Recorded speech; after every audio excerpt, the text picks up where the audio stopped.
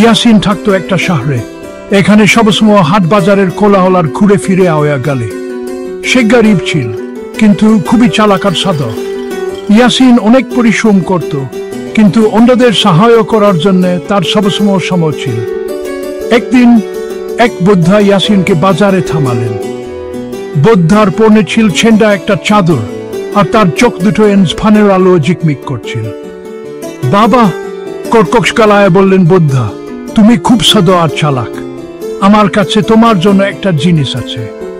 বৃদ্ধা ইয়াসিনকে একটা চকচকে রূপোর আয়না দিলেন। এই আয়নাটা জাদুকর, ফিসফিস করে বললেন বৃদ্ধা। এটা তোমাকে এমন সব আশ্চর্য জিনিস দেখাবে যা তুমি কল্পনাও করতে পারবে না। কিন্তু সাবধান বাবা, আসল ধন সম্পদ সবসময় সোনা রূপো আর গহনা পাতা না। ইয়াসিন বৃদ্ধাকে ধন্যবাদ দিল। জাদুর আয়নায় কি দেখা যাবে সেটা দেখার জন্য সে দবড়ে বাড়ি ফিরে গেল।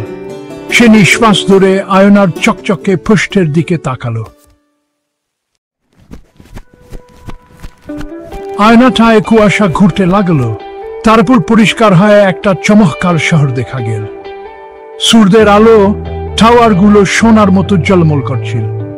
রেশমের পতাকাগুলো বাতাসে উড়ছিল। ইয়াসিন এর আগে এত সুন্দর কিছু কখনো কল্পনাও করেনি। সে বুঝতে পারলো তাকে অবশ্যই এই শহরটা নিজের চোখে দেখতে হবে। ইয়াসিন আয়নাটা শক্ত করে ধরে মনে মনে প্রার্থনা করলো সে সোনার শহরে চলে যেতে পারে।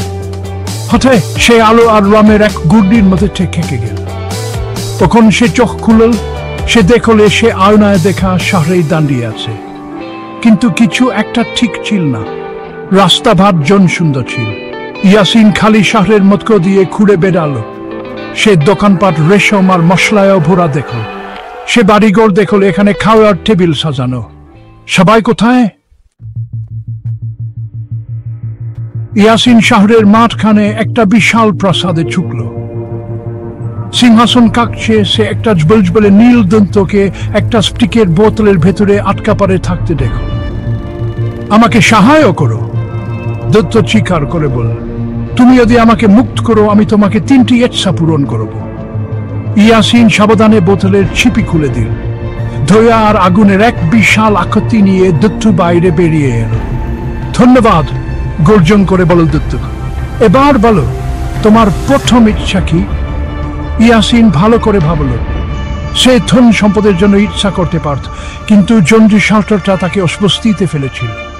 সে জানত আসল ধন সম্পদ কেবল সোনা রূপ নয়। দত্ত, ইয়াসিন জিজ্ঞাসা করল, এই শহরটা কেন পরিত্যক্ত? এর মানুষদের কি হয়েছে? দত্ত দীর্ঘশ্বাস ফেল। তারা নিজেদের লোভে গ্রাস হয়ে গেছে। তারা অসীম ধন সম্পদের জন্য ইচ্ছা করেছিল, আর তাদের ইচ্ছা পূরণ হয়েছিল, কিন্তু তাদের হৃদয় শীতল হয়ে গেল, আর তারা সুখের আসল অর্থ ভুলে গেল। ইয়াসিন দুঃখের সাথে মাথা নাড়ল। তাহলে আমি জানি আমার কি ইচ্ছা করতে হবে। তার প্রথম ইচ্ছায় ইয়াসিন দান্তকে শহরের মানুষদের ভাগ্য দেখানোর জন্য বলল। আয়নাটা ঝিকমিক করলো আর তাদের দুঃখী মুখগুলো দেখালো। তারা সোনা রূপ দিয়ে ঘেরা ছিল, কিন্তু অসুখী ছিল। তার দ্বিতীয় ইচ্ছায় ইয়াসিন দাত্তকে মানুষদের তাদের শহরে ফিরিয়ে আনার জন্য বলল। সে চাইলেন তাদের লোভের উপর সুখ বেছে নেওয়ার সুরক্ষাকে। দাত্ত গর্জন করল, হবে। আয়নাটা জ্বলসে উঠল, আর দাত্তকে অদৃশ্য হয়ে গেল। ইয়াসিন একা ছিল। সে অপেক্ষা করল। হঠাৎ শহরটা হাসি আর গানের শব্দে ভরে গেল। মানুষ ফিরে এলো। তাদের শহরে ফিরে আসতে পেরে অবাক হলো।